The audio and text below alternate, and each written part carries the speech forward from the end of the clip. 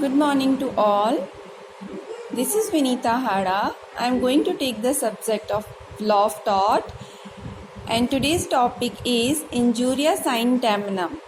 Injuria sine damnum is a Latin maxim which means in Hindi is बिना हानि के क्षति. इसे समझने के लिए हम इसे डिटेल में स्टडी करते हैं. Come from the first term injuria. Injuria means here is infringement of a right concerned by law on the plaintiff. Its simple meaning is injuria is a violation of a legal right that lies on a plaintiff. Plaintiff. Now the question is, who is a plaintiff? Plaintiff is a person whose legal right has been infringed and who is entitled to file a suit against the person who infringes the right of the plaintiff.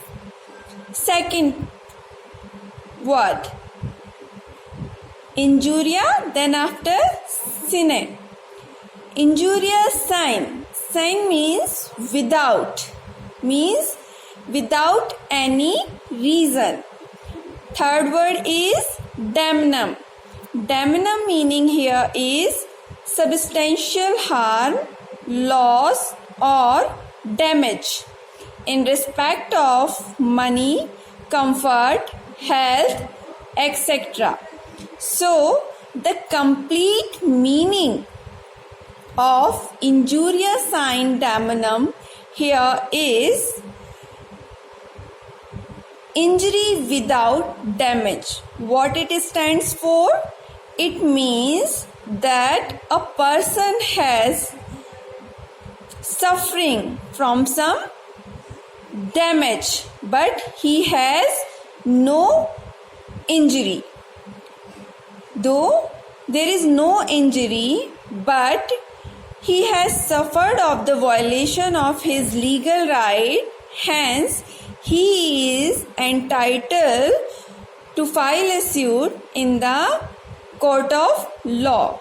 This right to file a suit in the court of law is called right to action. Right to action means any act that comes under the ambit of injuria sine damnum is an actionable per se. That means whether there is any physical damage or not, but if someone's legal right has been infringed, so that person is entitled to file a suit in the court of law. This we call the actionable per se.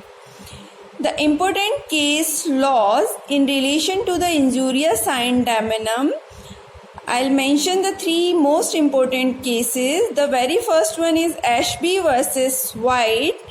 This case was decided in the year of 1703 by the Lord Rayam. This case was concerned in the parliament election. The brief facts of this case was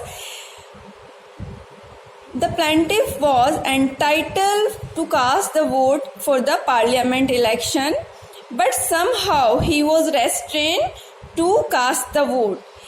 He filed a suit in the court of law that I was entitled by the right has given to me by the law, that I am entitled to cast a vote. Even then, I have been restrained by some policemen not to cast the vote. Hence, my legal right has been violated and I am entitled for the actionable per se. In this case, court accepted the plea, though the person whom the plaintiff wanted to cast the vote even then won the election, but court admitted that the plaintiff's right was infringed, hence he is entitled for the damages. Damages here meaning is compensation. Bhim Singh versus State of Jammu and Kashmir. This case comes in the year of 1986, decided by the Supreme Court of India. In this case, Bhim Singh was the person who is the assembly member. He wanted to attend the meeting of the assembly, but on the way some policemen restrained the Bhim Singh and arrested.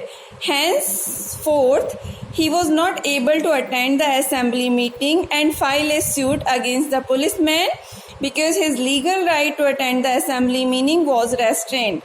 Hence, court admitted, yes, definitely Bhim Singh was having such right to attend the assembly session and was restrained by the policeman, so he is entitled to the compensation that we call the damages.